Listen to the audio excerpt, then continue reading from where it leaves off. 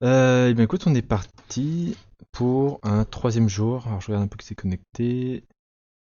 Coucou Divine Krishna, coucou Prankcher, Zenika IT, sous le nom de, connu aussi sous le nom de Cynthia. Et pour l'instant, le bot n'a repéré personne d'autre. Cool. Alors, où est-ce qu'on en était? Voilà, je partage mon écran. Donc, comme hier, je redémarre l'émulateur. Ok.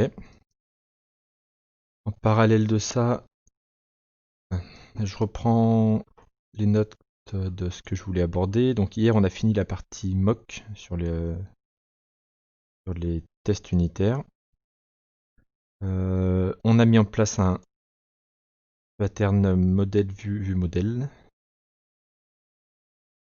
surtout sur la partie modèle. On a joué avec l'alarme manager pour déclencher de façon... T'as des problèmes de son? Le son ne marche pas?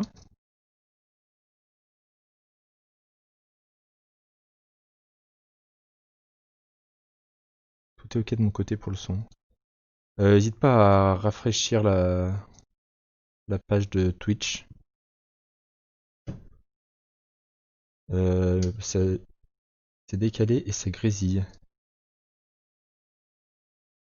Ah, bah, essaie de rafraîchir. Et de rafraîchir. Comment ça s'appelle? Twitch. Un petit F5.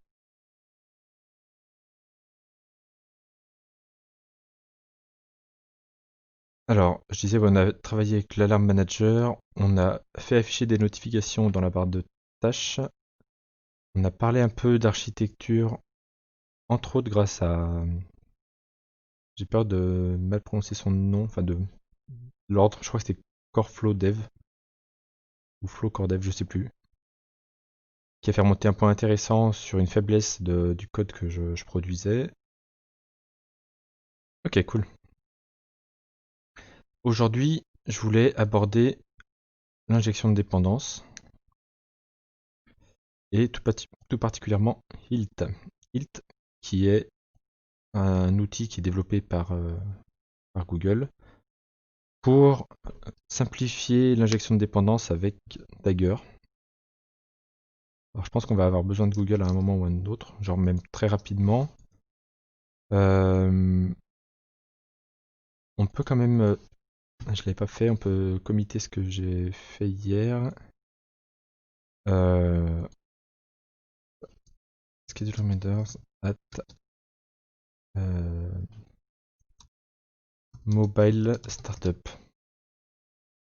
Donc on démarre les reminders, planifie les reminders au démarrage du téléphone.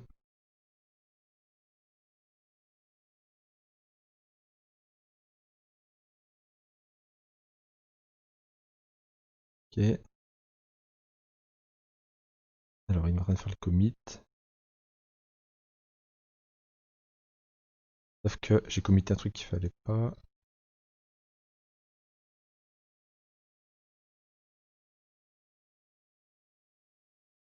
On va revenir dessus juste après.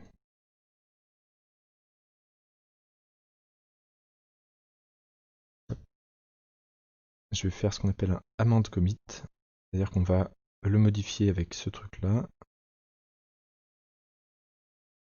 J'aurais dû peut-être relire un peu ce que j'ai commité. Euh,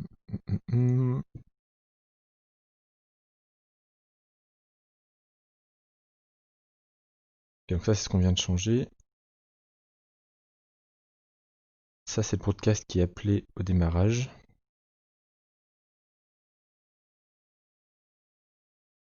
Et ça, c'est sa configuration. Ok.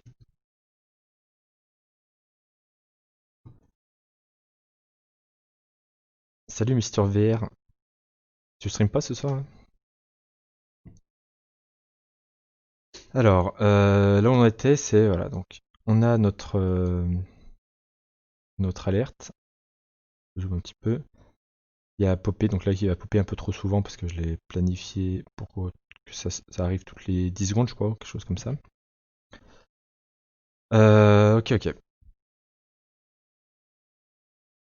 Sauf que aujourd'hui on va faire du code qui ne va rien changer au fonctionnement de l'application. Euh, qui va rien changer au fonctionnement de l'application, mais qui va nous permettre de rendre le code un peu plus maintenable euh, dans l'hypothèse où, où mon projet devienne un peu plus gros et qu'on rajoute d'autres fonctionnalités qui viennent agrémenter l'application et où il y a d'autres développeurs qui viennent travailler dedans et tout. Et bon, voilà. En gros, on essaie de se mettre dans un mode vraiment professionnel et se dire qu'est-ce que je ferais si c'était une application pour le boulot. Ah, tu vas streamer dans pas longtemps, cool. N'hésitez pas à aller le voir. Euh, je suis passé le voir la semaine dernière, je crois, en fin de semaine dernière. Au fait, il fait du développement d'outils pour créer des applications en VR. Et on a eu une petite discussion sympa autour des différents casques. Avec plaisir. Et la pub, mais que pour les streams que j'aime bien. Après, c'est rare que j'aime pas un stream. Mais ça vaut le coup de passer de voir. Ok. Où on en était? On en était ici. Alors là, ce qui m'embête, c'est que je suis obligé, en quelque sorte. Ah oui, j'ai pensé à un truc d'ailleurs. Euh, Aujourd'hui, je me disais, cette chose-là que je fais au moment où on lance l'application, c'est pas bête. C'est-à-dire planifier les reminders. Parce que la première fois qu'on va lancer on va installer l'application, on va la lancer. Et dès ce moment, ce serait cool, il planifie les reminders. Donc ce que je vais faire, c'est euh, changer les tests unitaires de la présentation. Et je voudrais que... On va rajouter un test. Should... Oups. Should schedule reminders.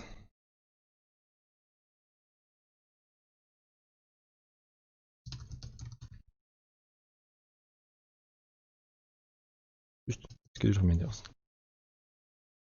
Et ce que j'aimerais bien, c'est pouvoir faire un verify un peu comme celui-ci. Sauf que je peux pas le faire pour l'instant parce qu'il n'y a pas le paramètre. Alors, on va fermer un peu tout ça. On n'a pas besoin, ça on n'a pas besoin. Le view model, ça va être intéressant. Donc dans l'activité, on va passer ce nouveau use case au view model.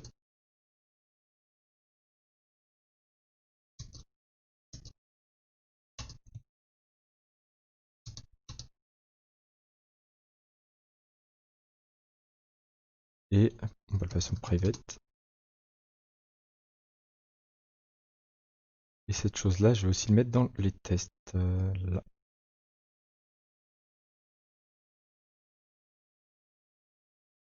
Parce que ce que j'aimerais faire, c'est vérifier qu'il a été invoqué.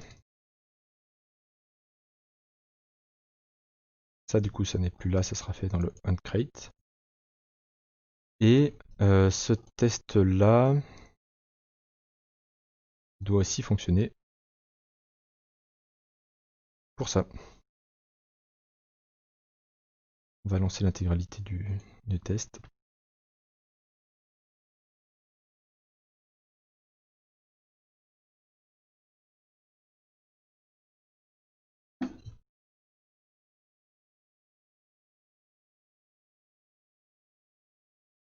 Ah, cool. Alors, il va nous dire que ce n'est pas appelé. En effet, quand on vient là-dedans, on voit que au chargement de la page, on n'a pas planifié. On va l'exécuter. On relance les tests, donc maintenant qu'il devrait être un peu plus rapide. Ok. Euh, Ok, ok, cool.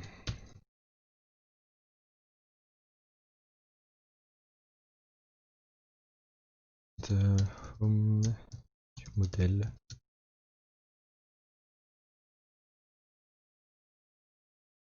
Ansible for scheduling. Reminders. Ok, on va le laisser compiler. En même temps, on va aller chercher sur internet. Ilt Android. Je crois qu'on va avoir besoin des deux premiers. Alors, le premier, ça va être comment mettre en place l'injection avec Ilt. Et le deuxième, ça va être comment le connecter à nos fragments, il me semble, ou nos activités. Quoique pas sûr, peut-être que ce truc-là, c'est... je sais pas, on va voir. Ok, et ben c'est parti. Alors, là, on est dans le build script. Donc, on est toujours en version alpha.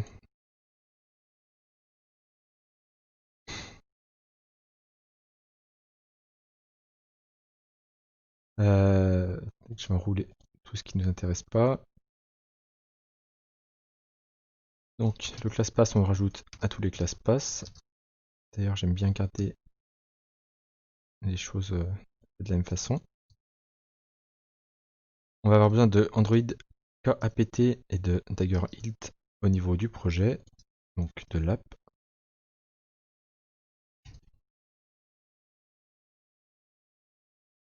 Ok.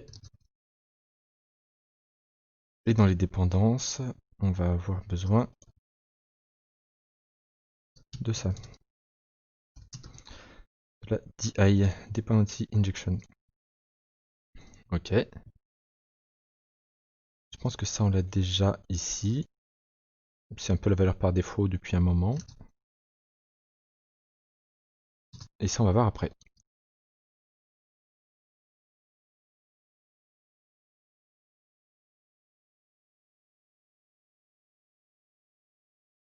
Alors juste, je synchronise histoire qu'il récupère toutes les dépendances.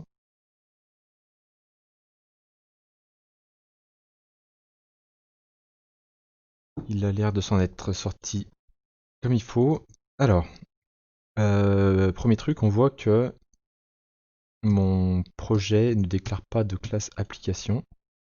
Alors dans Android, c'est pas quelque chose d'obligatoire. Sauf que à partir du moment où une application commence un peu à être je veux dire réfléchie, mais à commencer à être un peu grosse, on va vite avoir besoin d'une application, enfin d'une classe qui hérite de l'application. Et cette classe, alt entrée, add. Non, c'est pas du tout ce que je vais faire, c'est dans l'autre sens. Ici, je dois pouvoir faire name et il me propose l'application. Ok. Et le seul truc que nous demande Ilt, et comme il faut. Ah, il voudrait pas.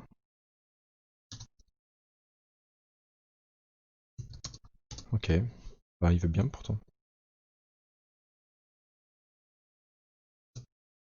C'est marrant qu'il me le repose pas. Hein.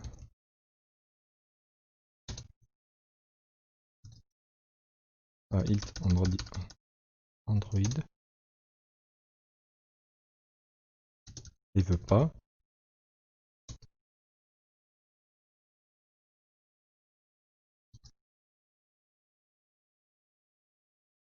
Je sais pas ce que j'ai fait de différent que lui.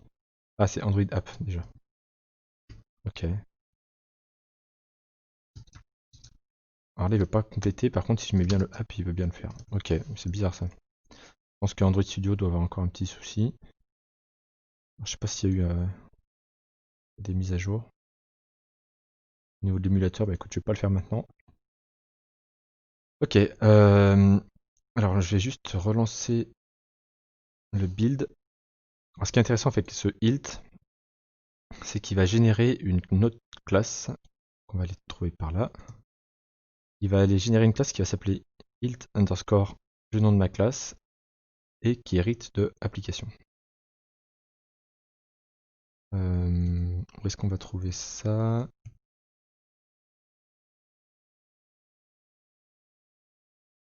On va d'abord le laisser finir. YoGiftSub, fais comme chez toi. Hein. KPT. Alors ça c'est pas celui qui nous intéresse. Celui qui nous intéresse c'est lui. Voilà, donc il a généré à peu de choses près ce qu'on aurait pu écrire avec Dagger pour mettre en place l'injection de dépendance au niveau de l'application. Et en fait, c'est intéressant de dire qu'il a généré ce qu'on aurait fait avec Dagger parce qu'en fait, Hilt, aussi connu sous le nom de Hilt Dagger, c'est juste c'est une surcouche à Dagger. Donc on peut le retrouver dans mes dépendances. J'enlève ça. Si on va du côté de Hilt, on voit qu'il a comme Dagger Hilt Android. Et surtout, on voit qu'il a importé plein de trucs qui viennent de Dagger. Alors que moi, je les ai pas définis. Donc c'est vraiment parce que Hilt dépend de Dagger. Donc quand on fait l'injection de dépendance avec Hilt, on fait l'injection de dépendance avec Dagger, mais bien simplifié. Après, je me suis posé la question de comment ça se fait, enfin à quoi elle sert cette classe-là, parce que personne n'y fait référence. Alors en fait, cette classe, elle est générée pendant la compilation. Par contre, il y a une étape qui se passe après la compilation qui est la transformation de bytecode. Donc avec du code qui a déjà été compilé, Hilt va venir copier ce qu'il y a ici et coller ici. Voilà ce que fait ce truc-là. Cette annotation, elle vient d'abord créer cette classe et après compilation, elle vient l'injecter ici. Elle vient faire un remplacement d'héritage. Donc là, on a la base pour faire de l'injection de dépendance. C'est cool. On a des activités qui vont avoir besoin d'être déclarées comme entry point. Donc, on retourne à notre activité home. Ok. Hop. Et là, on va pouvoir faire de l'injection. Alors, ici, on va pas faire l'injection exactement comme indiqué là. Alors, en premier temps, lui, je vais le renommer en 2. Parce que l'injection des view models, ça va se faire de cette façon. View models. CTRL C seulement, ça suffira. Et alors par contre, celui-ci, j'avais galéré l'autre fois à le retrouver. Est-ce qu'il... Non, pas ici. Il me manque une dépendance là. Et la dépendance est... Je vais la sortir de l'autre projet.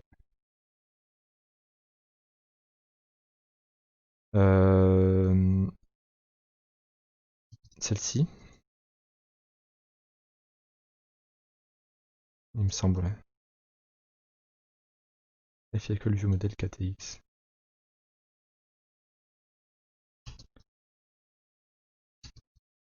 Perdu.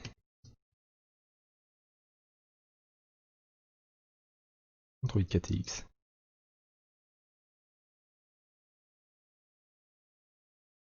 Android Activity. Activity KTX, ouais. Vas-y. Moi plaisir s'il te plaît. Ok. Et donc, normalement, ces choses-là ne sont plus utilisées. Ou utiles, simplement. Alors là, on va compiler, mais on va avoir un autre problème. Juste, je scroll vite fait. Ça, ok. Ah bah du coup, oui. Toutes nos classes ne sont pas injectables pour l'instant. Tous nos use cases. Donc ça devrait être notre premier problème.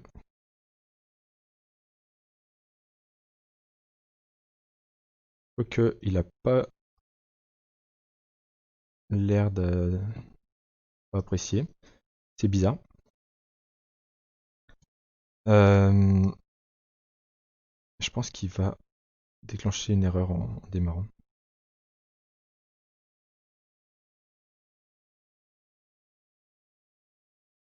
Yodelfes.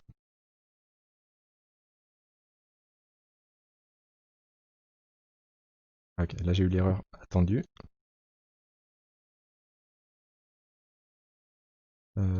Si on passe en mode erreur.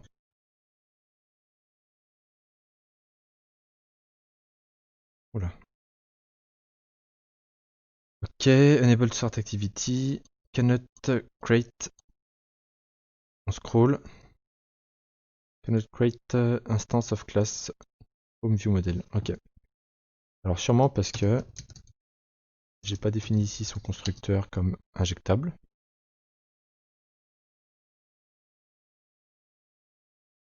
C'est là qu'à la compilation, il devrait me dire je veux générer du code pour injecter ça. Pourquoi il ne le fait pas? Mais je ne sais pas comment injecter ça. Il devrait me faire la même remarque ici. Euh,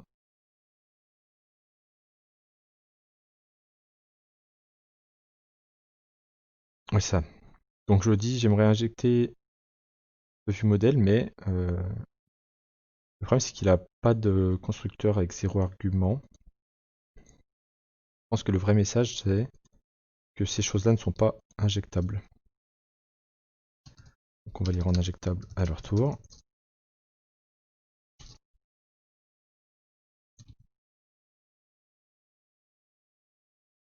Alors lui, ce sera peut-être un cas particulier qui va être intéressant à regarder ensuite. Au même titre que lui.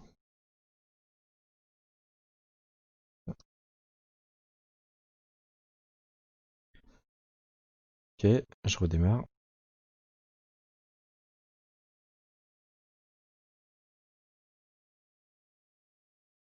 Boum.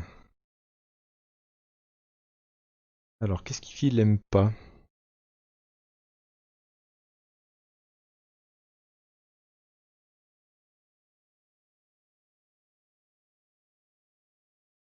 Alors en effet, il a pas de 0 argument.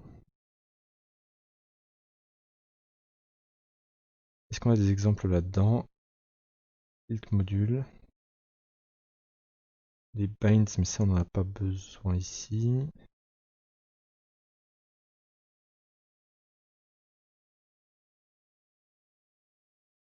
Normalement on n'a pas de module dans ce cas-là. Pas de qualifier ailleurs. Pas de module non plus, ok pour ça.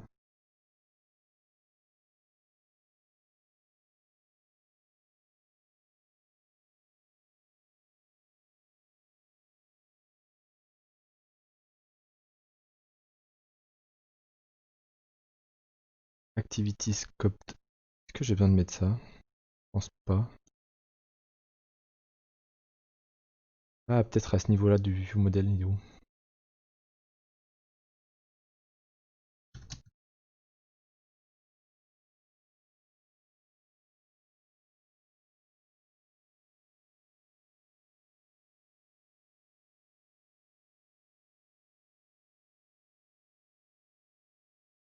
Hmm, intéressant. Alors ces bêtes-là, on va devoir basculer sur le deuxième. Ouais, alors avant de basculer sur le deuxième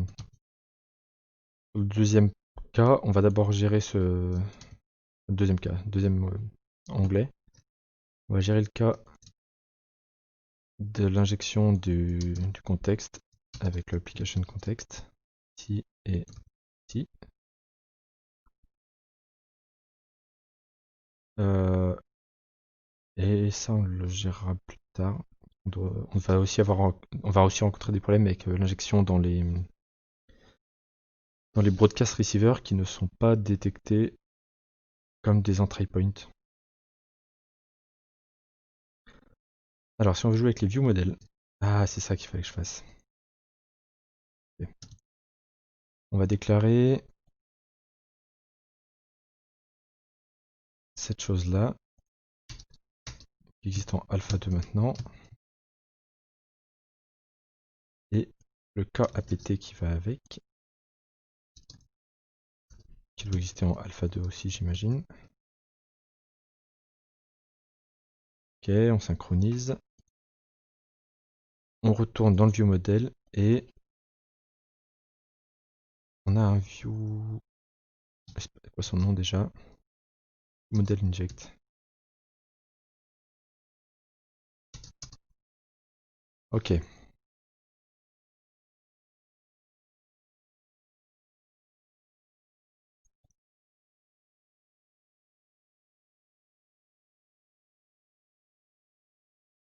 Ok, là il a l'air de mieux s'en sortir.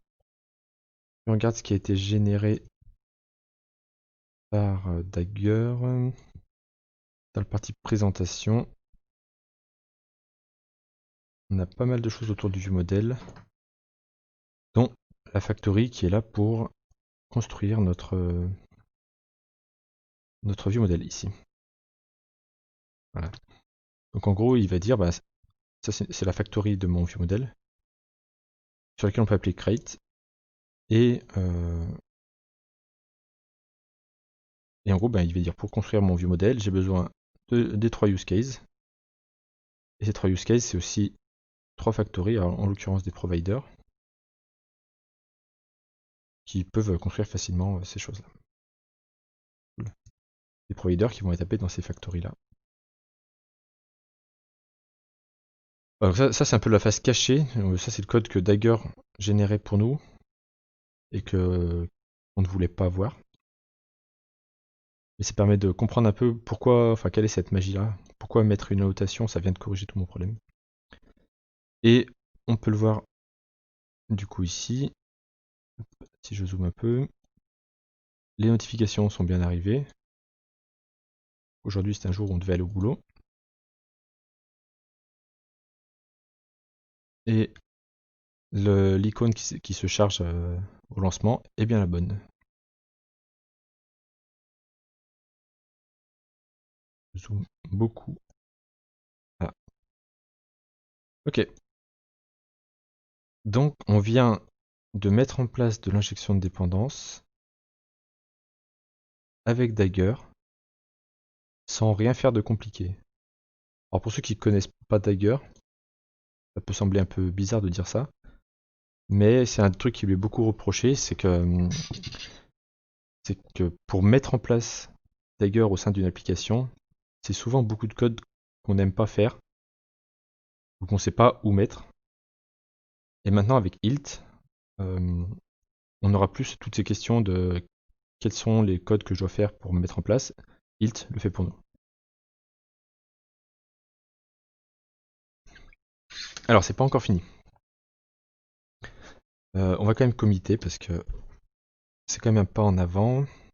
Ah d'ailleurs on peut vérifier un petit truc, c'est que il est où? Si on va dans les tests,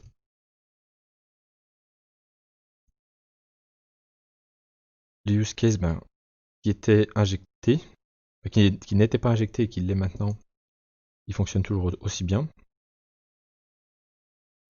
Et le view model qui prenait en paramètre 3 choses, ça n'a rien changé pour lui.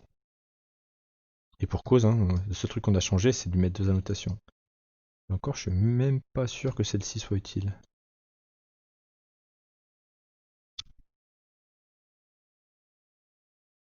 Ouais, c'est ça que je veux.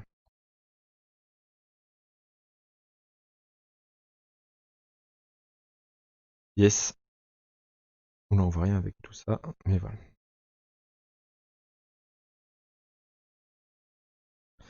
Ok. Du coup, le seul truc qu'on a fait, c'est annoter notre view model avec quelque chose, mais on n'a rien touché à l'intérieur du view model. Ça, c'est parfait.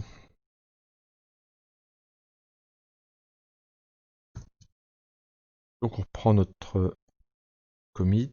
On a rajouté la dépendance à la classe pass de Hilt. On a mis des annotations sur un peu toutes nos classes.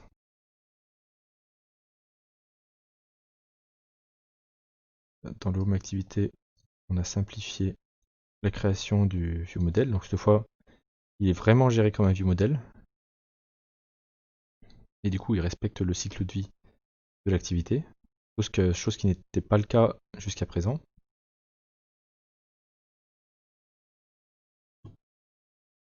Ok, le view modèle, pareil, il a très peu changé. La classe application, bah voilà. Pour faire du Tiger, c'est vraiment très léger ce truc-là. Je sais pas si on peut vite fait trouver un exemple, mais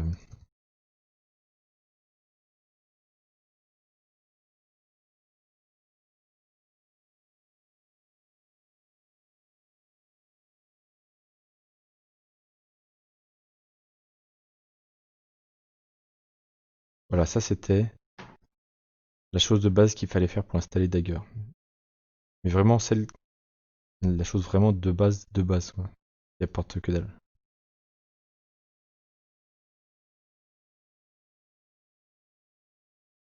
Mais après quand ça commence à être un peu réfléchi, bah, on rajoute directement beaucoup de lignes à ce niveau-là.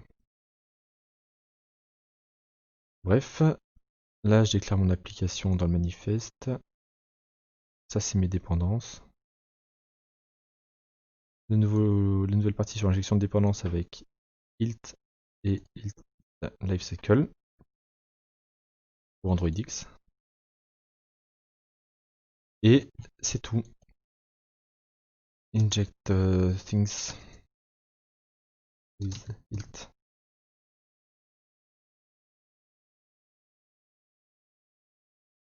Le saviez-vous? Le saviez-tu? Les replays, c'est trop bien. Je parle des replays des séances précédentes.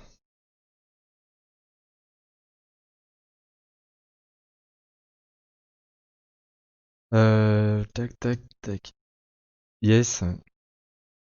Bah, j'ai un pote qui m'a écrit ce midi et il m'a envoyé une photo avec devant lui son assiette de son repas de midi, quoi. Et juste derrière son écran avec la vidéo du premier soir. En me disant, ce midi on mange ensemble.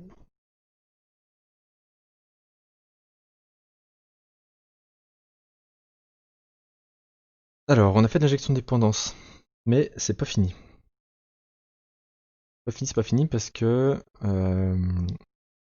si on reprend des use cases, alors on va commencer par le pop-up notification use case, pose others, et qu'on regarde à quel endroit est appelé son constructeur. Il veut pas, voilà. Il voit que c'est appelé à deux endroits dans le code généré. D'ailleurs, pourquoi deux endroits, c'est chelou.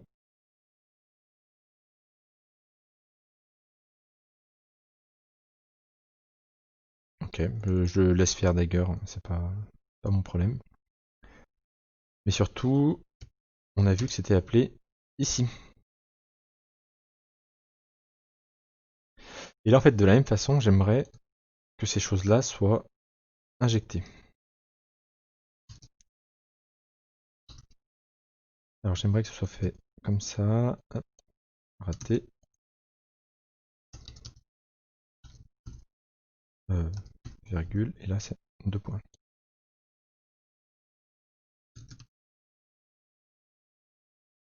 Ok.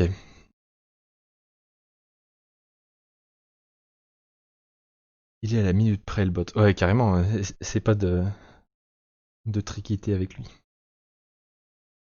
Alors, ce qu'on va faire pour rendre cette chose-là injectable, il y a une magouille. Euh,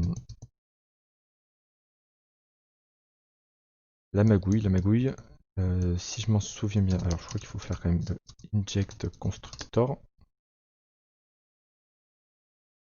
Il va falloir créer une classe qu'on va ranger dans le package di, qu'on va appeler ilt broadcast receiver, qui hérite de broadcast receiver et qui est abstract. Receiver il passe pas, hein. Oui, receiver. Si, c'est ça. Et je crois que c'est la méthode. Je sais plus.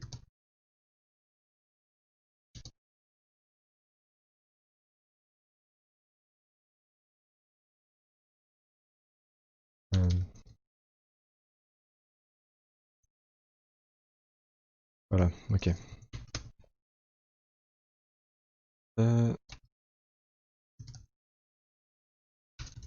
Contexte. Il en a trop mis. Ok.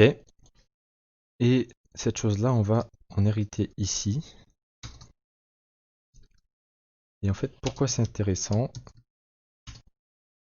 Parce que l'injection de dépendance va se faire dans cette méthode qu'on doit appeler ici.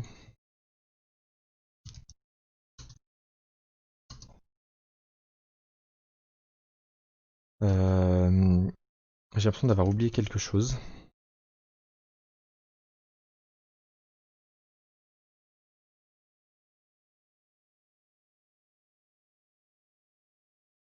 Mais non, j'ai dit injection de dépendance, elle va se faire dans cette méthode, donc elle peut pas être passée en paramètre ici. Euh,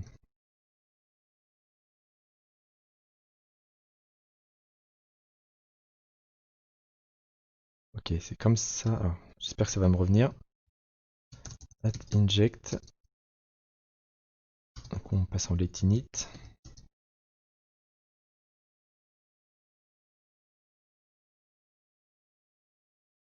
Ok. Et il me semble qu'il y a un truc à mettre ici.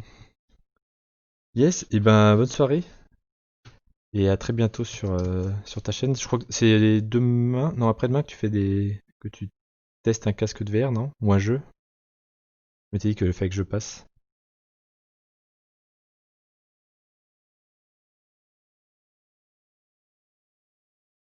Je vais les fouiller dans ma feuille de pompe que j'avais rangé. Le super broadcast. Ah oui, il faut que je mette un try point. Ok. Donc mon receiver, je le déclare comme un try point et ça devrait le faire. Ok, c'est simple. On met un breakpoint. Je relance en mode debug. Ah oui, tu vas tester le Star Wars. Ok. Tu peux le tester après 21h, ça m'arrange. Ce sera à l'heure à laquelle je devrais terminer le stream. Je l'ai dit, hein, si tu testes avant, c'est pas grave, hein, je regarderai le replay, y a pas de problème. Mais je regarderai à 21h. Ok, donc là, on a planifié le receiver. Et on va vite voir si ça fait son taf. Donc là, on est dans le onReceive. Ce qui est intéressant à voir, c'est la classe qui a été générée. Voilà. La classe qui a été générée par int, en fait, elle fait l'injection juste avant de faire le receive. Donc, c'est pour ça que ici, on doit appeler le onReceive. Sauf que pour pouvoir l'appeler, il faut que ce onReceive soit défini au niveau du parent. Et si on regarde au niveau du broadcast receiver, le onReceive, il n'est pas défini, il est abstrait. Donc on ne pouvait pas l'appeler directement. Donc il a fallu qu'on crée une classe abstraite qui hérite du broadcast receiver, qui elle définit cette valeur, cette chose-là qui ne sert à rien, avec un call super pour rappeler qu'il faut bien l'appeler. Du coup, ici on peut appeler le receive, qui fera référence à ce receive, qui va faire l'injection pour nous. Donc normalement là si je fais une étape en avant, donc c'est F8, tac, mes injections viennent de se faire. On voit que ces deux choses-là sont passées en orange, étaient marquées comme nul en gris juste avant. Là, boum, l'injection vient de se faire sur du broadcast receiver. Ok, et on a eu le notif qui est apparu. Parfait. Maintenant, c'est pas le seul broadcast receiver, donc on va refaire la même chose. Int broadcast receiver qui dit hey, il faut appeler le this pair.onReceive. Et d'ailleurs, on s'en fout. Si c'est pas le bon. Si c'est pas la bonne action, ben on s'arrête, on fait même pas l'injection. Mais du coup, on va pouvoir injecter ça. Voilà, notre temps inject.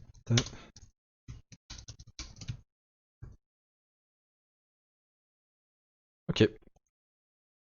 Donc là, de la même façon, dans le add startup receive, on vient hériter du Hilt broadcast, on met le Android entry point. Dans le onReceive, on n'oublie pas d'appeler celui du parent, sinon Hilt n'arrive pas à faire l'injection. Et à partir de ce moment-là, on pourra faire ça. Cool. Et ben écoute, inject things within broadcast receiver. J'avais presque réussi à écrire receiver cette fois. Donc on a créé le Hilt.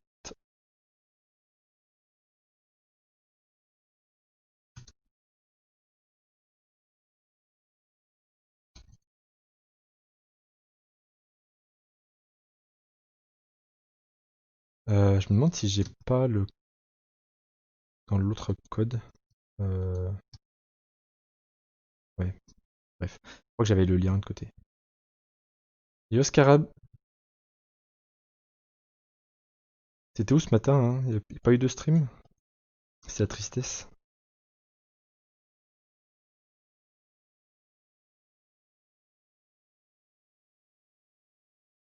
Yes, bah ça fait plaisir que tu passes. Hop, ça c'est ce qu'on vient de voir, c'est ce qu'on vient de faire. On vient d'injecter tout ça. Cool.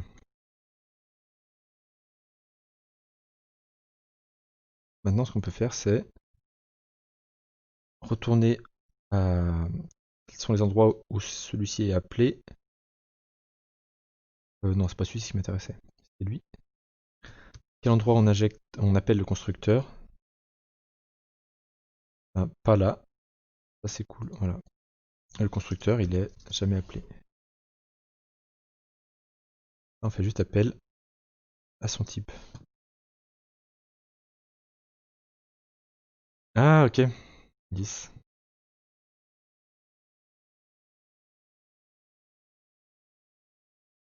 On va vite fait vérifier les autres use cases. Donc là, c'est pas le constructeur. Là non plus. Et là non plus. Ok.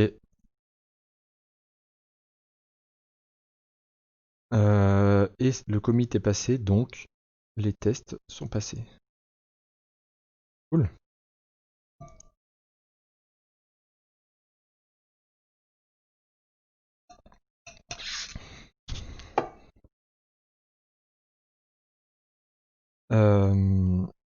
Qu'est-ce qui va nous manquer?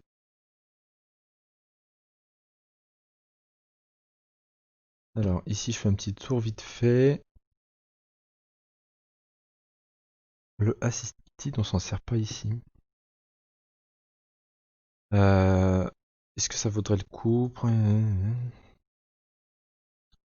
You must also annotate the safe state handle. Je sais pas trop ce que c'est ce safe state handle. J'imagine que c'est l'état qui est gardé entre deux rotations, mais pour moi, entre deux rotations, on ne devrait pas rappeler le constructeur. Sinon, c'est en cas de... Comment ça s'appelle? En cas de manque de mémoire. Peut-être que le système a dit que y a plus besoin. Enfin, on garde pas le view model, donc enfin on garde pas le view model. Voici c'est ça. Donc on garde pas le view model en mémoire. Du coup, il sera recréé quand l'utilisateur va relancer l'application ou va revenir sur cet écran.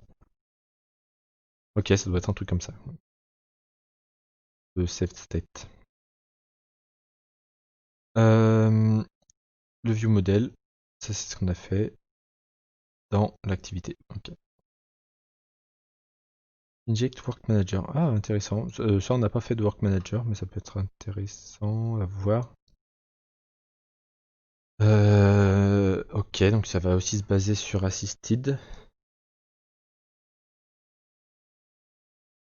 Ok.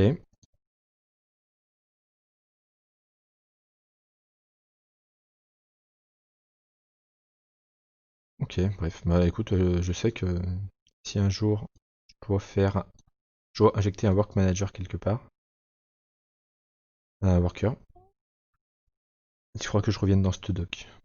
Mais clairement, pour le nombre de workers que je crée par, c'est-à-dire par an, mais c'est plus par décennie, pour l'instant, on va pas s'embêter à se souvenir de ça. Là, on était dans des dépendances, un autre système. Ok, cool. Et ben, c'est une bonne chose de faite. On est allé beaucoup plus vite que ce que je pensais. Pour rappel, euh, à la compilation, Hilt va générer enfin, Hilt et Dagger, pour être précis, va générer du code en fonction des classes que vous avez annotées avec euh, Application Component, je crois, ou Android Entry Point, ou les classes annotées avec Inject sur leur constructeur. Donc, pour toutes ces classes-là, on va générer, enfin, Hilt et Dagger vont générer du code. Et d'une autre part, après compilation, Hilt et Dagger vont faire de la manipulation de bytecode pour retravailler l'arborescence d'héritage de vos classes et de celles générées par Hilt et Dagger.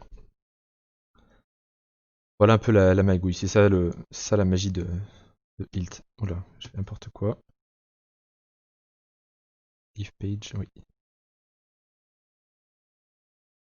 Donc, on a vu ça, ça, ça, ça, ça, ça.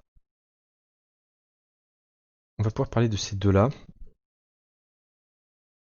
Du coup, c'est très intéressant parce que oui, on va travailler d'abord sur fragments, je pense. Les activités et fragments. Euh,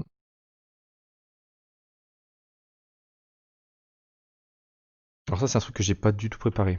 Donc là, quand je vous parlais il y a 2 jours des présentations semi-préparées, c'est ce qu'on a fait jusqu'à présent.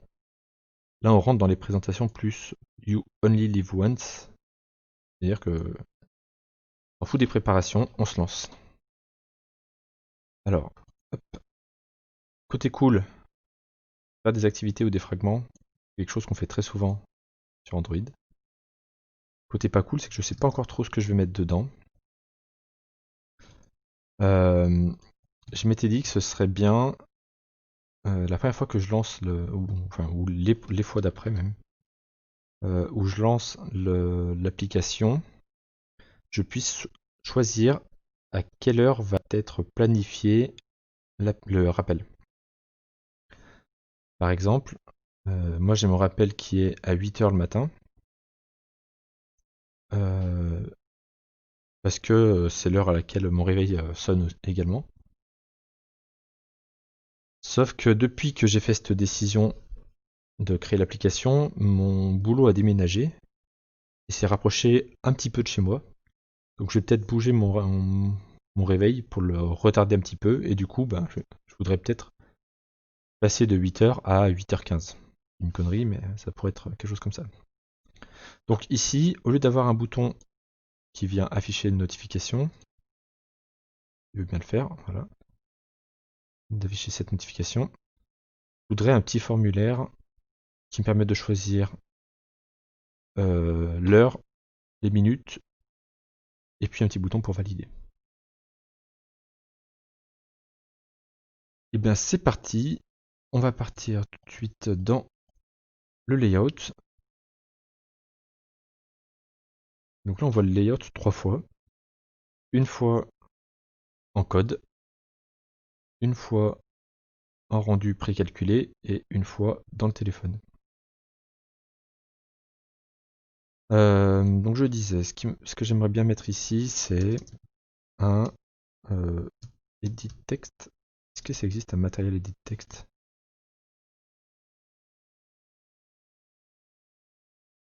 En largeur, on va faire un wrap. En hauteur, un wrap. En largeur, on va pas du tout faire un wrap. En largeur, on va faire un 200 dp. Ouh, c'est grand. Ok.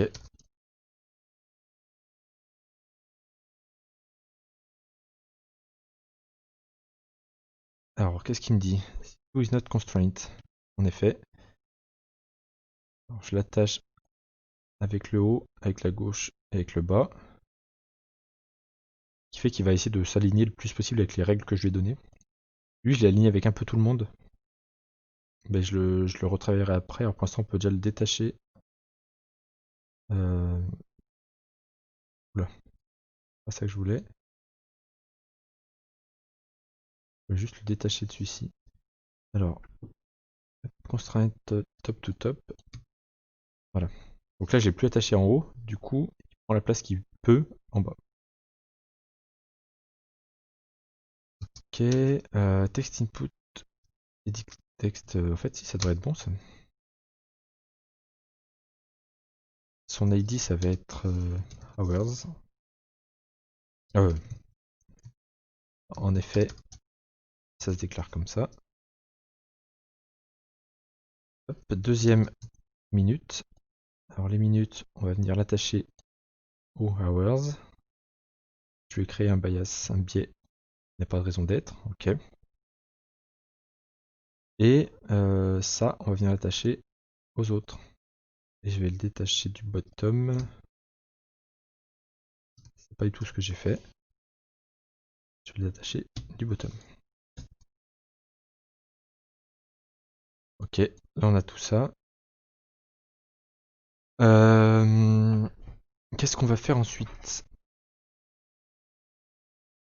Je vais leur donner peut-être un peu d'espace. Non, ça on fera ça au niveau du theming, des thèmes.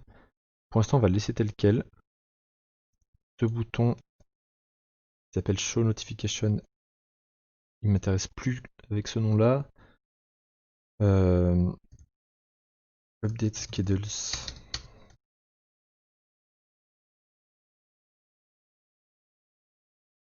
Button.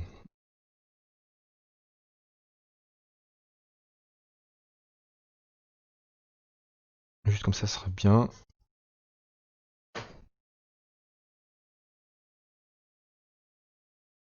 Et cette chose-là, du coup, n'est pas encore déclarée dans le texte.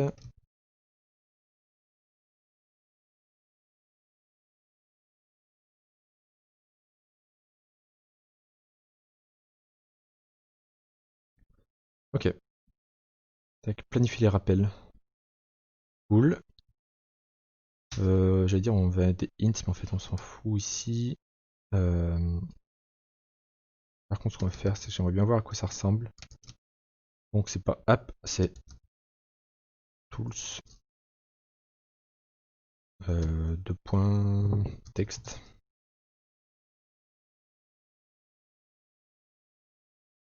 Et donc ça me permet de voir que les textes ne sont pas centrés.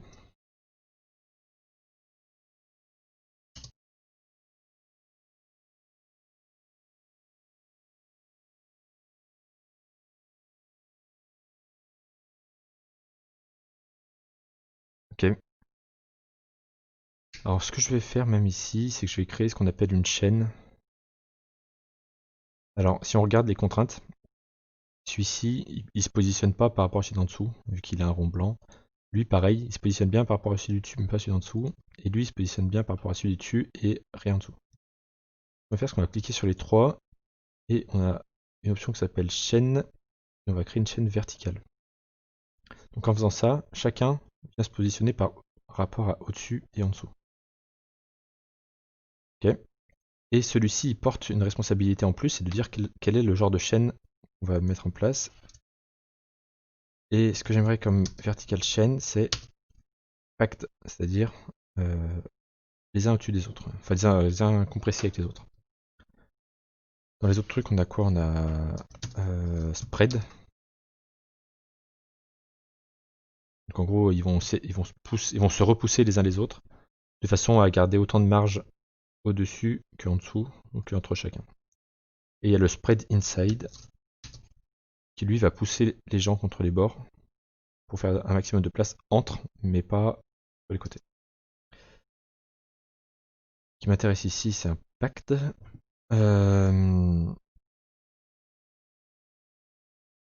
C'est plutôt cool. Maintenant, ces deux choses-là, on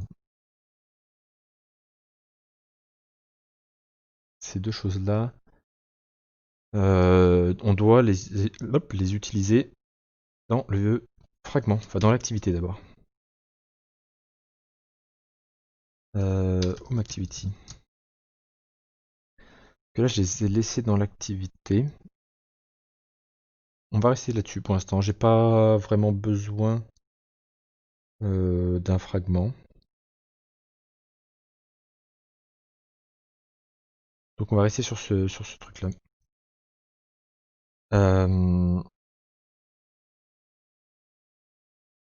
Donc, le bouton s'appelle Schedule. Update Schedules.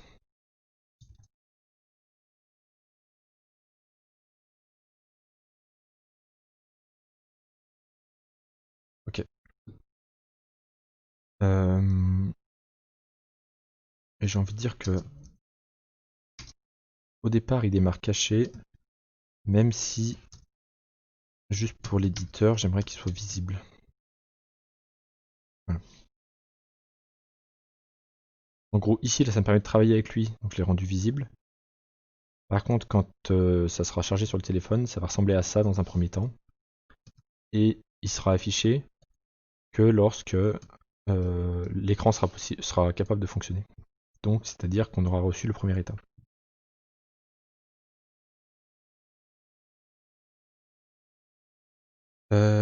Ok.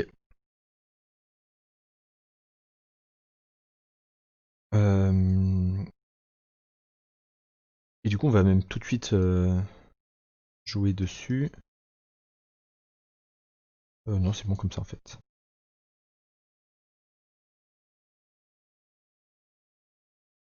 Euh,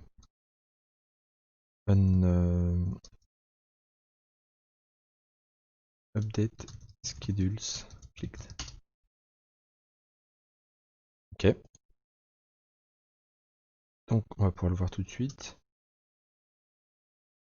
Quand on veut, quand on fait un update schedules click, non, on le changera après en fait. Si je le fais tout de suite, ça va m'en mêler. Ok, donc pour l'instant, on n'a rien changé.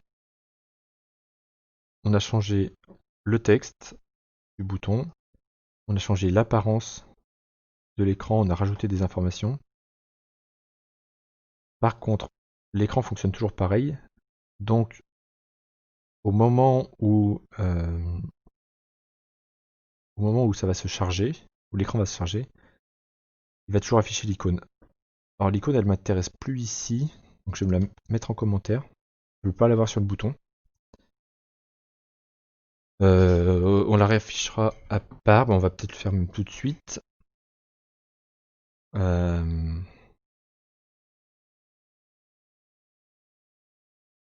Ici en même temps. Ok. Alors, j'aimerais avoir une icône en plus. Alors, mettre en mode design. Et on va utiliser c'est Image View.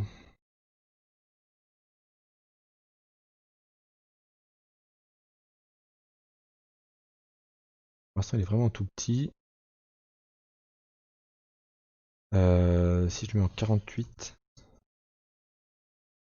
c'est à peu près ça. Ok. Euh,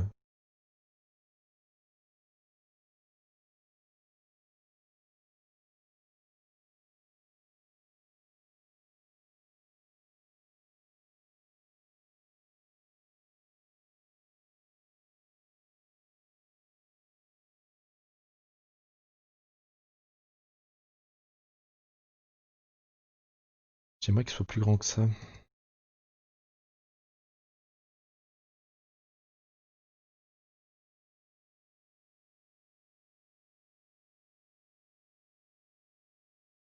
Ok.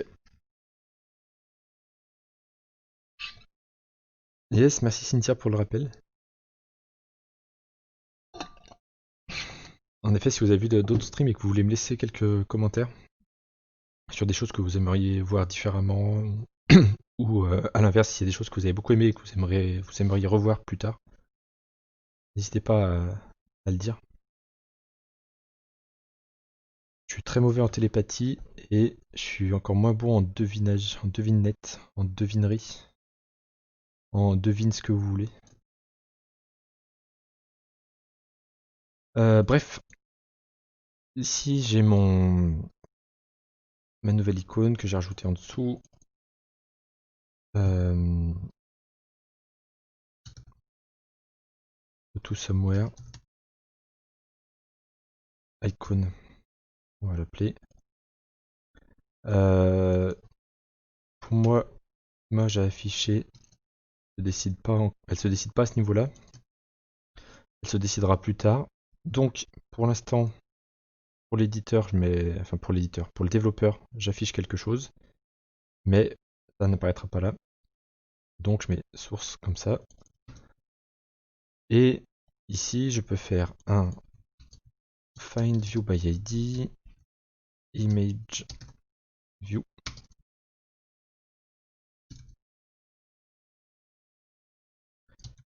Et je peux le faire à set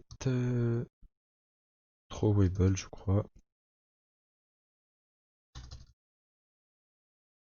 Set image resource. Du coup, là, je peux appeler le state.icon et j'ai plus besoin du get drawable parce que lui, il attend directement l'ID.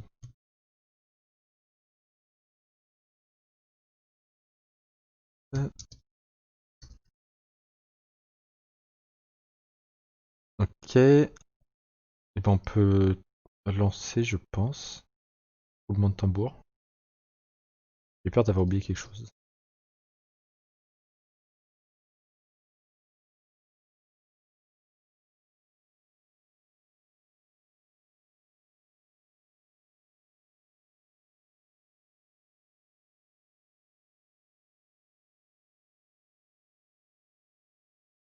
Non, ça m'a l'air ok. On va vite voir ça.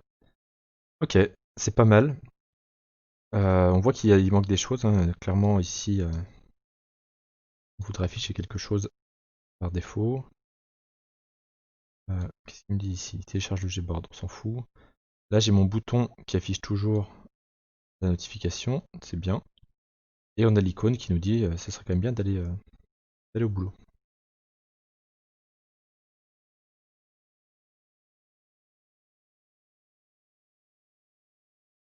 Ok.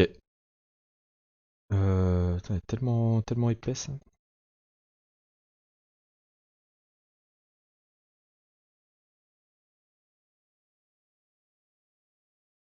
Ok, et on voit d'ailleurs que cette icône que j'avais mis avec la maison a été remplacée par l'icône avec l'engrenage pour me dire d'aller au boulot. Si on zoome un peu dessus, l'icône rend toujours un peu mieux. Boum.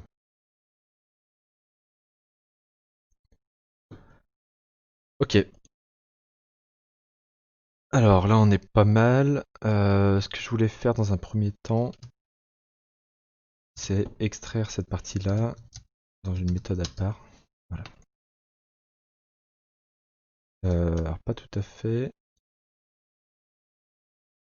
Ce serait plutôt cette partie-là. Ok. Et pour le convertir en lambda référence. Donc en gros, quand on reçoit un nouveau state, on l'envoie à cette fonction qui est bindState. Cool. Alors, avant d'aller plus loin, ce que j'aimerais faire, c'est m'appuyer sur Android Extension, je crois. Ce serait de pouvoir m'abstraire de cette ligne-là et de pouvoir utiliser le Update Schedules directement en faisant référence à StateD et qui me donne directement le Material Button. Alors là, un peu ça. Dans l'application, on doit avoir ça. Est-ce que ce serait pas ça?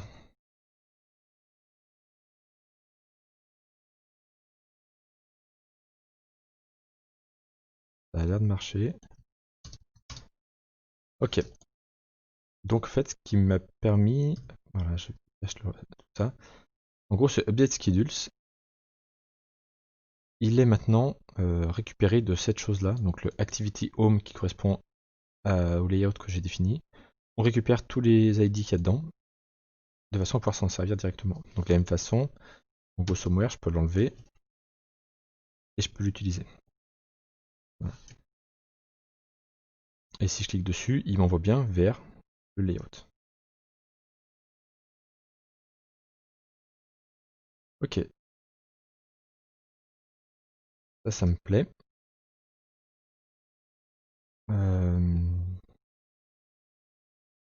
Maintenant, il y a plusieurs choses. Alors, les boutons, les textes. Je sais pas si je peux faire un input type, ouais, number. Dans un premier temps, ça ira bien. Ça me permettra de changer de clavier parce que là on a un clavier, je vais dire AZERTY, mais en l'occurrence on a un clavier QWERTY.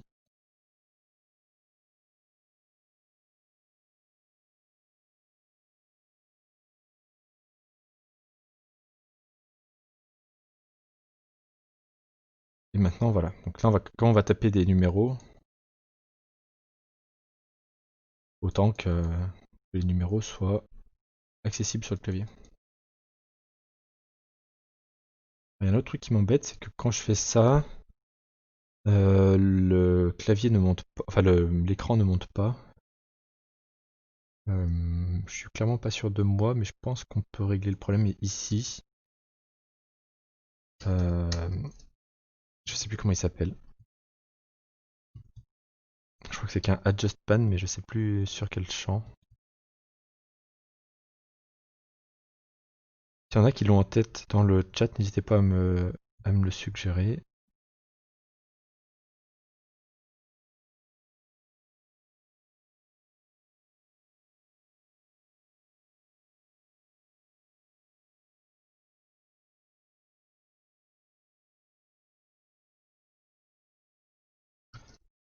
On va demander au bon Google.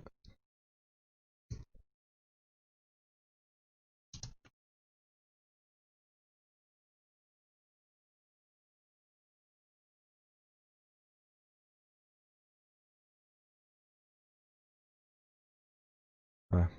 Windows Soft Input Mode. Windows Soft Input Mode. Et je pense que c'est un... Ah, est-ce que ce serait pas un resize? Non, je crois pas. Parce que celui qui nous intéresserait le plus, ce sera le pan. Il marche, ça serait cool.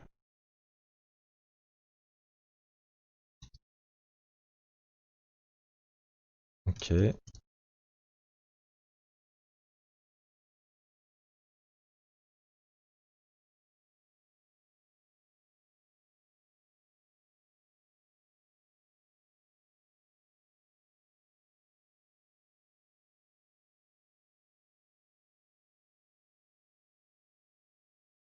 Ouais, le pan aurait été pas mal.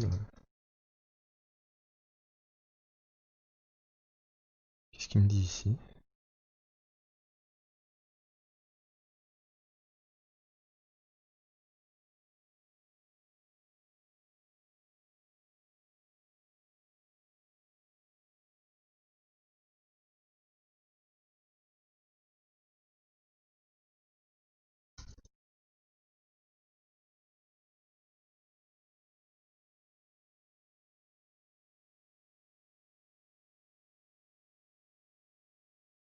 Il n'a pas du tout fait le pan.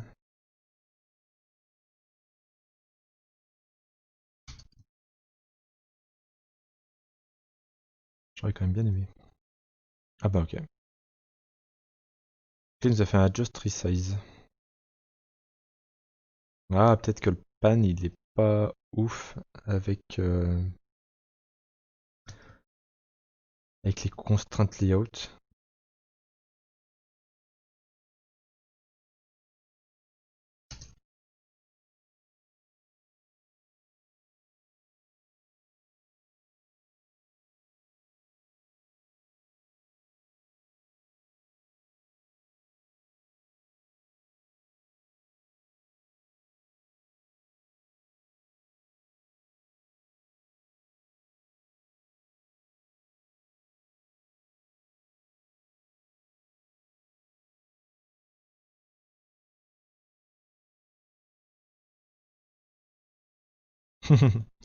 Ouais, il pourrait y avoir cette technique ouais,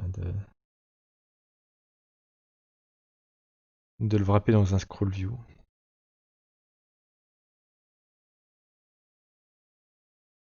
En l'occurrence, moi j'ai pas grand chose à afficher sur cet écran, donc on va dire que ça fait le taf.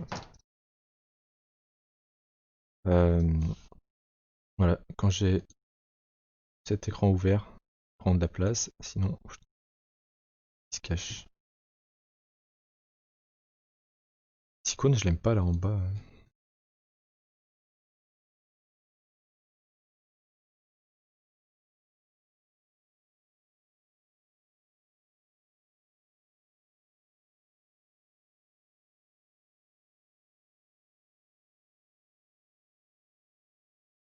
Attends, je vais le mettre en haut et je serais pas fan d'en haut aussi.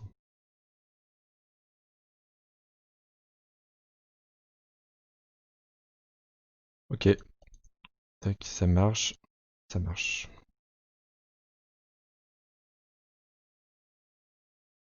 Hum. J'ai mis Android extension. Maintenant, dans le state, j'aimerais avoir d'autres informations, donc l'icône, mais j'aimerais aussi avoir l'heure et l'heure et les minutes.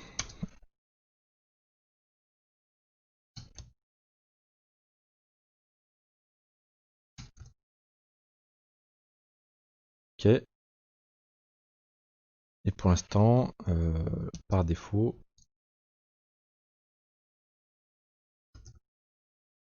minutes, c'est 0. Plus tard, on les enregistrera en mémoire.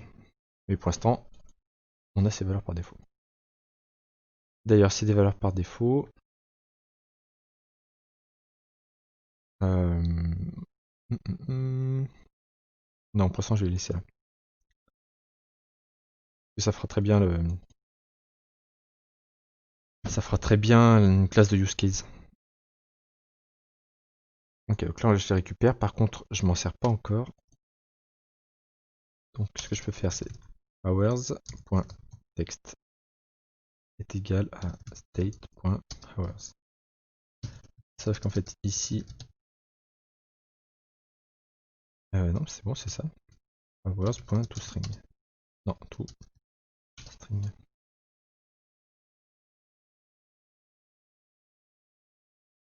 Oh, il y a assez de texte ici.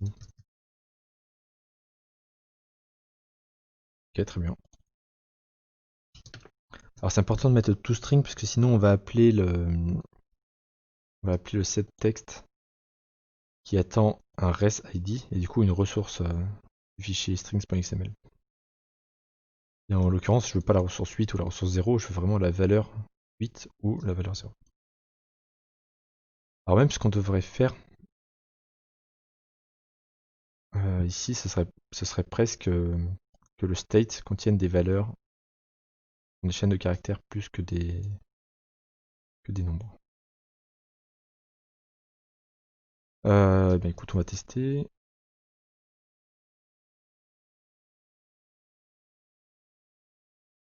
Donc déjà, si je code n'importe comment, ça marchera moins bien.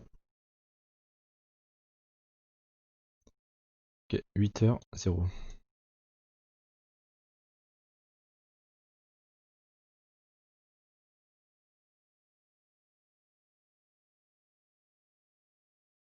Ok. Je suis pas fan de cet affichage. Plus je le vois, plus je me dis que je mettrais bien les deux l'un à côté de l'autre. Euh,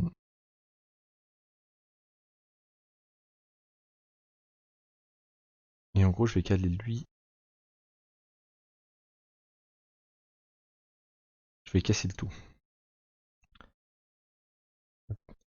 Lui, je vais le positionner par rapport à celui-ci.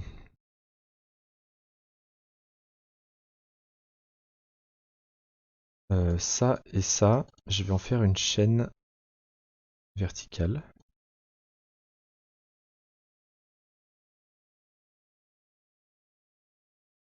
Ici, je vais rajouter un texte.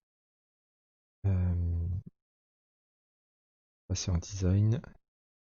Je vais mettre juste un text view. au milieu. ID, je crois que ça s'appelle colonne, de 2 points. Refactor, on s'en fout. Texte va être 2 points.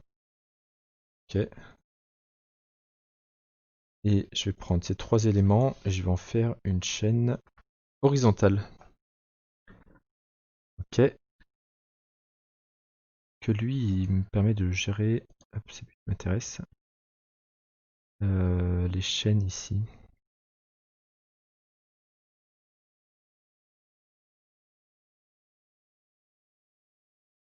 Les hautes contraintes. Alors la verticale, on a dit pacte. Et l'horizontale, pacte. Ok. Par contre, lui, on voit bien qu'il s'ajuste par rapport à ça. Quoique,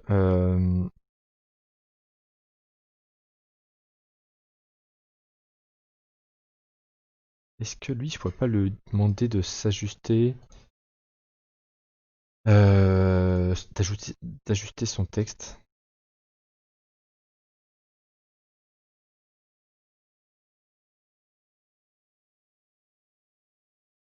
Je crois qu'il y a une commande show baseline. Tac, baseline par rapport à baseline. C'est ça qui m'intéresse. Ok. Et si je repasse comme ça, qu'est-ce qu'on a? Le update button. Update button, il n'est pas aligné ni à gauche ni à droite. Ok. Lui, pareil, il est complètement libre. Ok. Ça va aller entre les deux textes. Ok. Le 2 points, on s'en fout. Est-ce qu'on a un texte? Non, c'est un style qu'il me faut.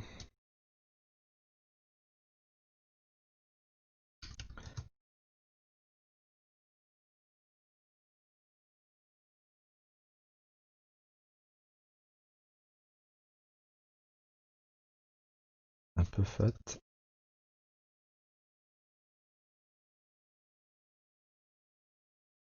Ok.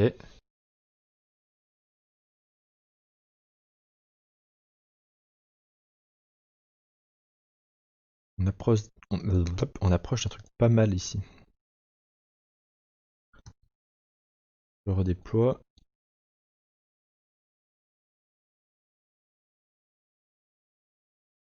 Ah mince, j'ai rajouté une ressource. Donc faut que je redémarre complètement.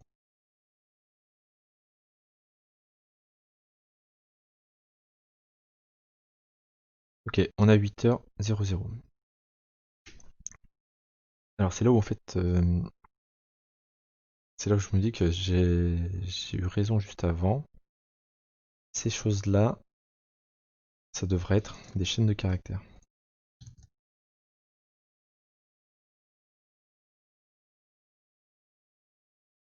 Parce que c'est pas la valeur 8 qu'on veut afficher, mais on veut afficher le texte 08. Yo Anto, installe-toi. On va encore streamer quelques, je sais pas, quelques dizaines de minutes sûrement.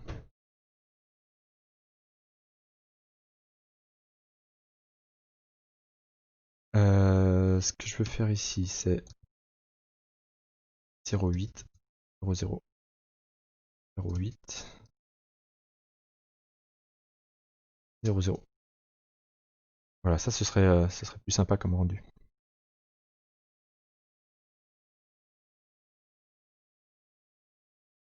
Il veut pas, changes were not applied. Ah, il est pas cool.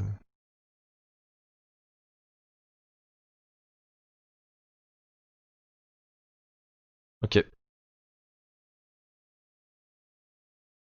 Ok, donc si je suis là. Ah, ça c'est pas ouf. J'aurais bien aimé qu'il me fasse passer de l'un à l'autre avec ça.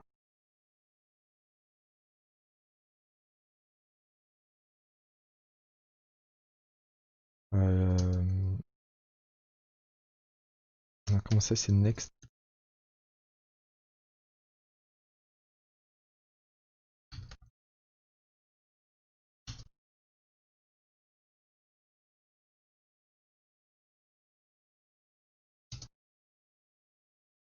Ah, je sais plus comment ça s'appelle.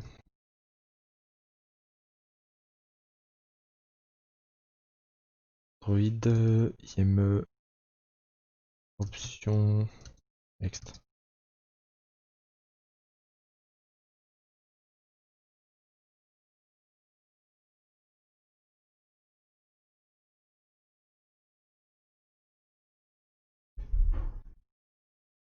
Faites ça alors.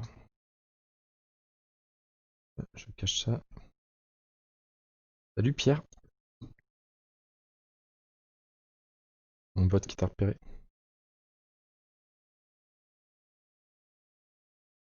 Il n'y a pas qu'au market qu'on est rigide sur les alignements, apparemment. À cause des gens comme toi que les gens deviennent comme moi.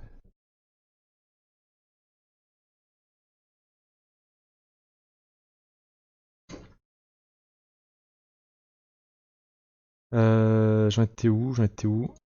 Je voulais gérer ces IME options avec un next.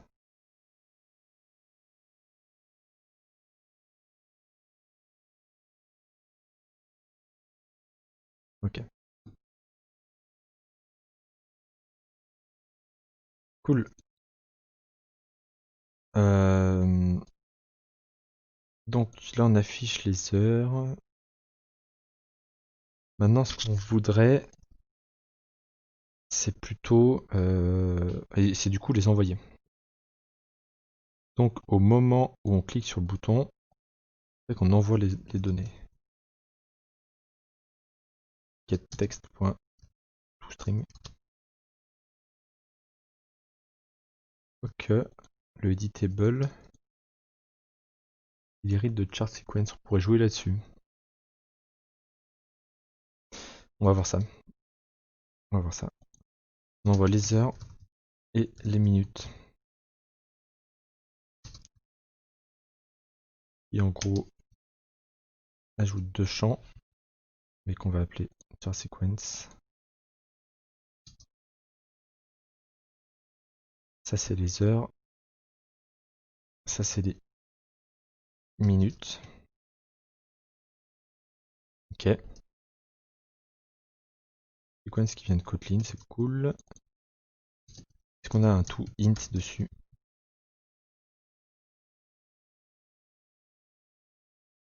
Ah, ça c'est pas cool. Ça aurait été mieux que ce soit des strings du coup.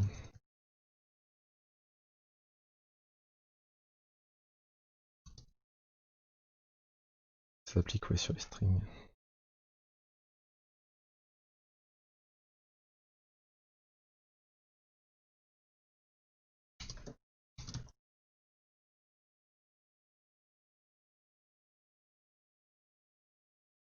Ah, pas cool. Ok. Alors, dans un premier temps, on va partir du principe que ces deux valeurs sont bonnes. C'est-à-dire que c'est des nombres et qu'on peut les parser. Alors, déjà, ici, ça, c'est plus ce qu'on veut faire. Donc, on le met en commentaire. Ici,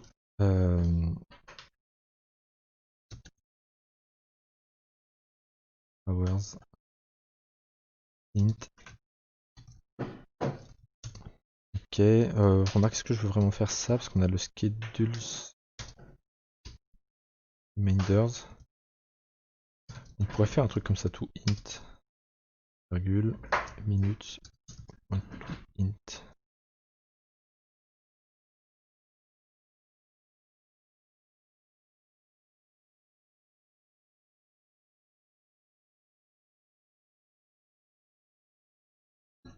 Bonne question.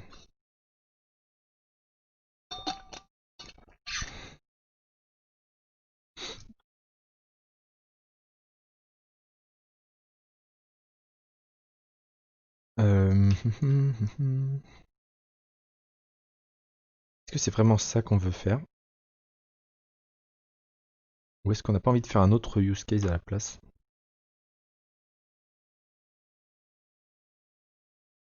Parce qu'en fait, ce qu'on veut faire quand on clique sur le bouton, c'est pas que planifier, c'est aussi enregistrer les changements.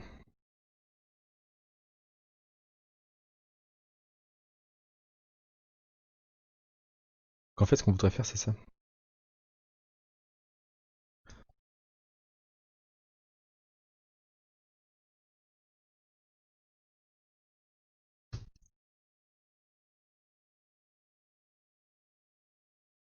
Tac, on va créer notre nouveau use case, comme la dernière fois, qui est un opérateur function invoke, qui prend des heures, des minutes,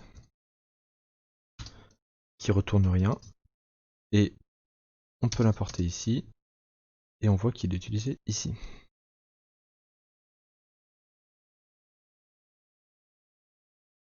Ok.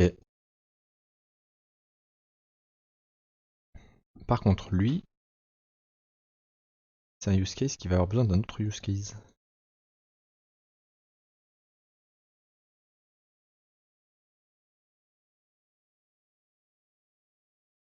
D'un côté, c'est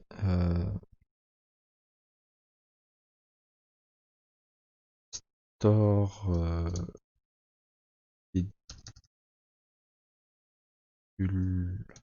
time.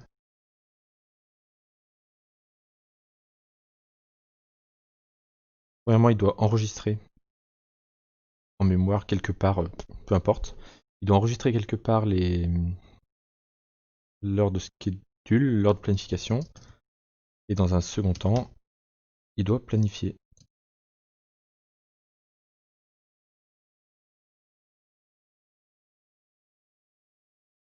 Pour planifier, il va lui passer les paramètres. Que j'ai envie de faire ça, je crois.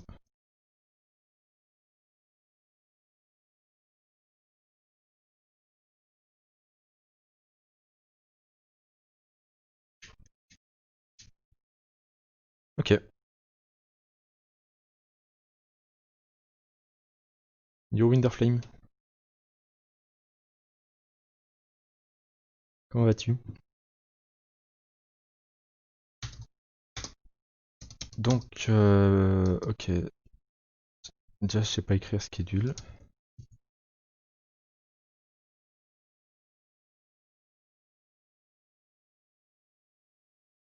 Bah écoute, ça va, hein. On approche bientôt, je veux dire bientôt, on approche doucement des 2 heures de stream. Et on fait un peu d'interaction avec l'utilisateur. Ça du coup je peux pas le mettre en tout doux comme ça parce que sinon ça va déclencher une erreur, mais on va le faire comme ça. Dans View Model, on n'affiche plus de notification, on n'a plus besoin de ça. Du coup on appelle plus ça. Ok. Pour l'instant, lui c'est ces trucs là.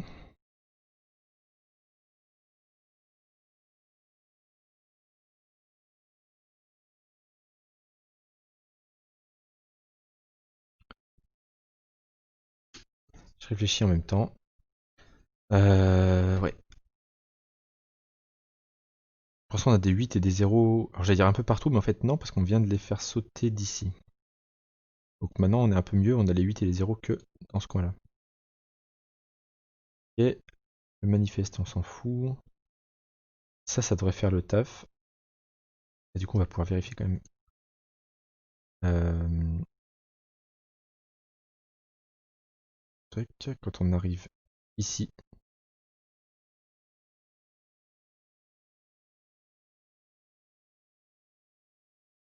Hmm,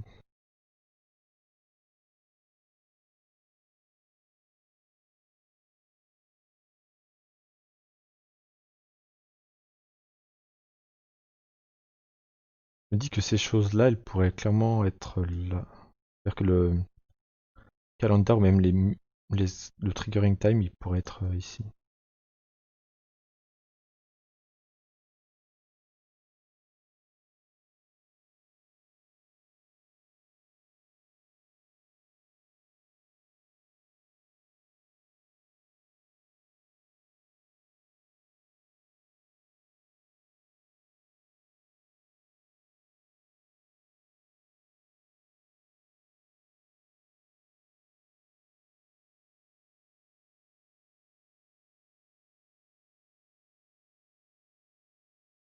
Non, on va le laisser là pour l'instant.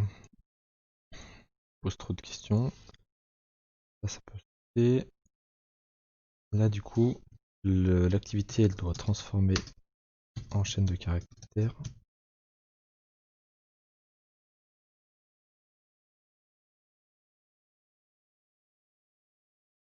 Lui, il va appeler le update schedules qui va bientôt mettre en sauvegarde quelque part cette chose-là. Et au passage, replanifier les schedulers. Cool. Je pense qu'on est plutôt pas mal sur tout ce qu'on voulait faire. Euh, et je relance.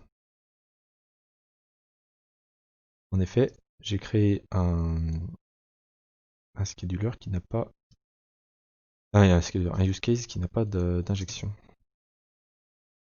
Alors là, j'ai reconnu tout de suite avec le provider, mais si il nous dit on n'a pas de provider de update schedule use case. Ce provider, il est créé par Dagger. Il est créé par Dagger uniquement si on a mis le inject.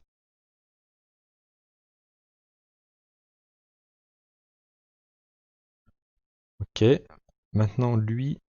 Ah, donc lui. On va laisser un to-do. Aller chercher. Et bonne valeur.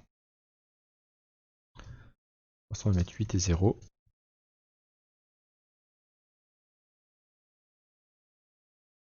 On reviendra sur lui plus tard. Ok. J'ai oublié d'attacher le breakpoint. Donc on va s'attacher après coup. Et je clique sur le. Alors déjà je vais passer à 9h30. Et je vois que là, lui, il va bien planifier les choses à 9h30. Si j'analyse cette chose-là, pareil, il va pas me la faire. F8.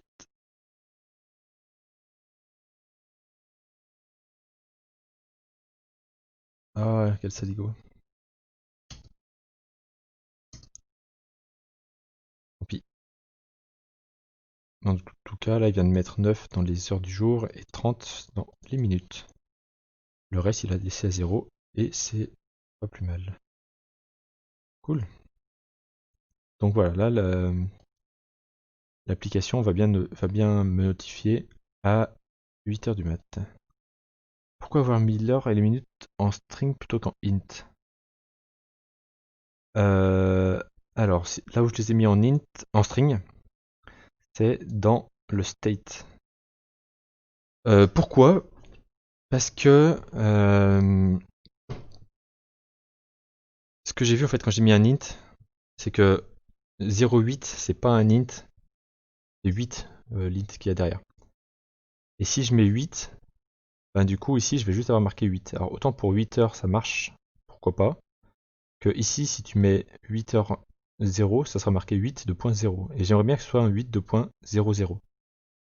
Donc il y a un moment, l'algorithme, il doit y avoir un bout de code quelque part qui se dit je convertis ce 0 en 00. Cette conversion, soit je la fais, justement dans l'activité que je viens de fermer, soit je le fais dans l'activité ici en disant ben je convertis un int en string avec double 0, soit je le fais dans le viewModel. Et pour moi, je pense que je le mettrais plutôt de ce côté-là parce que c'est presque du métier. C'est-à-dire que c'est un choix de mon product owner, en l'occurrence moi, euh, d'avoir un double 0. Donc si c'est un choix du product owner, pour moi ça doit se retrouver un peu loin du view model. Un peu loin de l'activité justement. Un peu loin de la vue.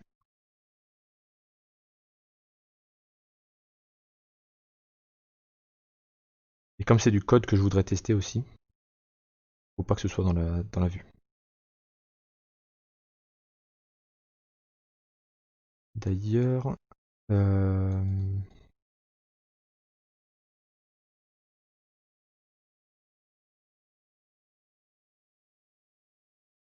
Il faudrait que je vois un peu.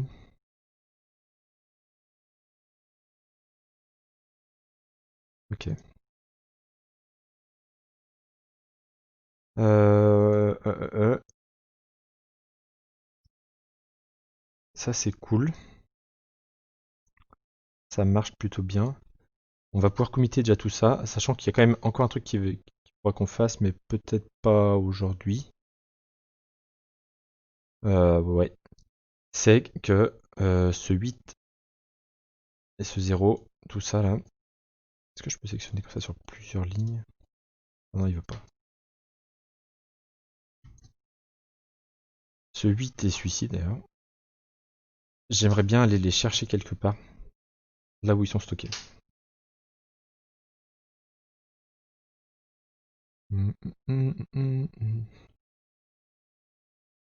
Ok, donc dans un premier temps, on commit. Là, c'est le scheduler. Maintenant, il reçoit les heures à laquelle il doit être schedulé. Ce qui fait que ce truc-là n'a presque plus de métier. Le seul bout de métier qu'il a, c'est créer, enfin, c'est calculer l'heure, calculer les millisecondes de la première itération, premier déclenchement.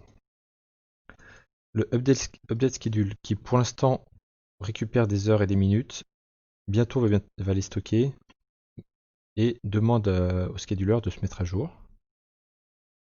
L'activité, alors là, elle a pas mal changé. Ce qui est intéressant, c'est ça. Maintenant, on affiche une icône plutôt que de rajouter une icône sur un bouton. On affiche l'heure et les minutes à partir des heures et des minutes.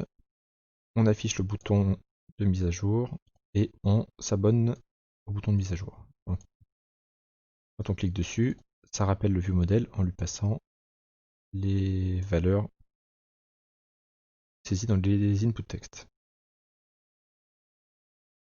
Ici, alors il y a plein de trucs qu'on n'utilise plus.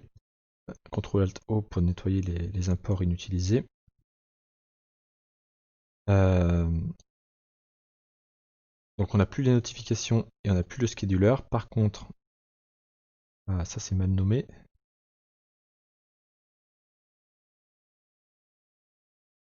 Il est où le view model?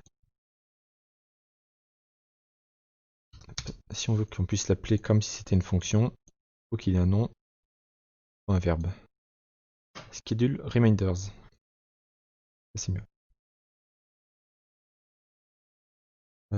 On était à ce view model. Donc maintenant on a un schedule reminder et un update schedules. Ok. On passe les valeurs déjà mises au bon format et on planifie le on planifie les reminders à la même heure. Ok. Et quand l'utilisateur dit on fait un changement, et ben on demande au update schedule de se mettre à jour. Cool. Là du coup ben ouais, il faut qu'on aille chercher les bonnes valeurs. Ça, alors ça c'est le pire truc que j'aime pas relire du tout. C'est les fichiers de layout. Donc je vais d'abord committer, puis après on ira quand même vérifier avec l'éditeur visuel, ce sera plus sympa. Changement de texte et changement d'objectif du bouton. Unifier les rappels, cool. Ça c'est pour pouvoir redimensionner la fenêtre quand on affiche le keyboard. Et là on est un peu niqué, on a niqué les tests. Le problème c'est que si j'ai cassé les tests, je pourrais pas committer.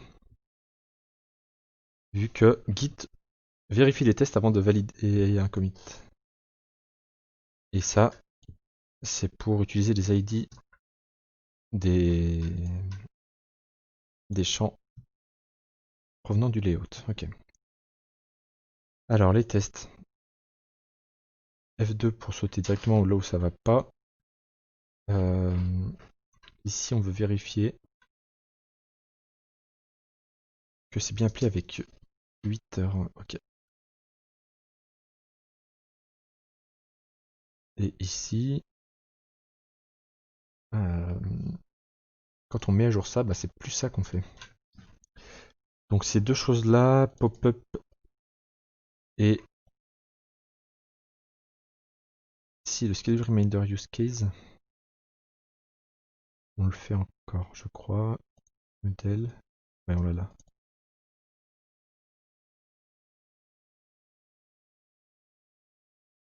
Maintenant, ce qu'on fait ici, c'est on update les schedules.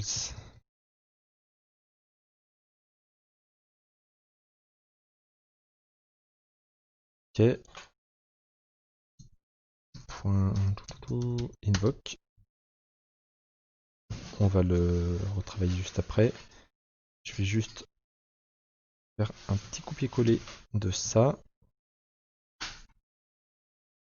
Et si je dis 99h88, ici on aura 99h88. Ok.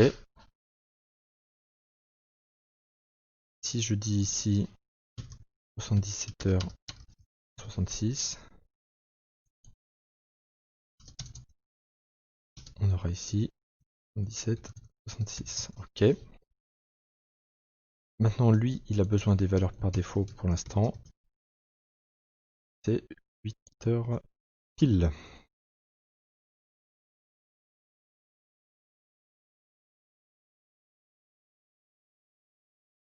Alors, si vous avez des questions par rapport à cette séance ou par rapport à la séance précédente, n'hésitez pas à les poser dès maintenant, le temps qu'on fasse le commit. Et je me souviens plus du raccourci. Tac. Il est où? Ah. Hop. Si. Ah bah, ok. Ouais, comme dit Cynthia, si vous avez 5 minutes, mais c'est vraiment, ça prendra pas plus que 5 minutes. Euh, J'aimerais bien avoir vos retours. Ça m'aidera à ajuster le tir pour les prochaines séances. N'hésitez pas à me dire ce que vous avez surkiffé, ce que vous avez juste kiffé, ce que vous avez aimé, et aussi un peu ce que vous n'avez pas aimé, bien sûr. C'est marrant à dire, mais ça fait plaisir d'avoir des commentaires négatifs. C'est dans ces moments-là alors si on fait l'effort, mais c'est à ces moments-là qu'on comprend euh, qu'est-ce qu'on peut changer. Un pote qui vient de dire à la fin d'une session, putain c'était cool, bien joué, j'ai appris plein de trucs. Ben, ouais, ça fait plaisir, ça renforce le moral, ça renforce l'ego.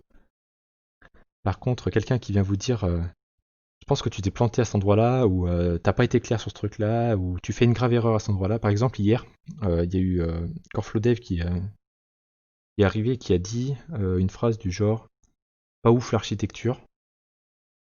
Et ben en vrai, c'est cool. J'ai bien aimé qu'il me pointe du doigt à une faiblesse de ce que j'avais codé. Alors, on a dû en rediscuter à la fin de la séance pour comprendre exactement ce qu'il voulait dire derrière pas ouf l'architecture. Mais moi, ça m'a permis de progresser sur un point. Et du coup, j'adore ça. Du coup, ici, c'est let the user change the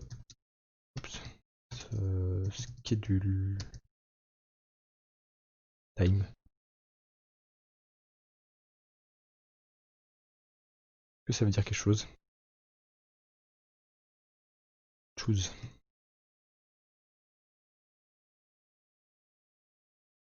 J'aurais dû écrire the time of reminder. Scheduling.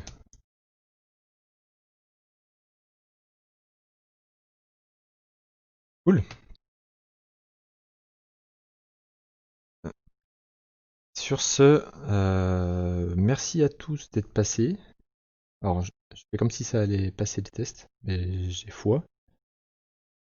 Merci à tous d'être passés. Et si vous n'avez pas de questions, je vous donne rendez-vous demain à 19h sur la même chaîne, GNU Coding Café.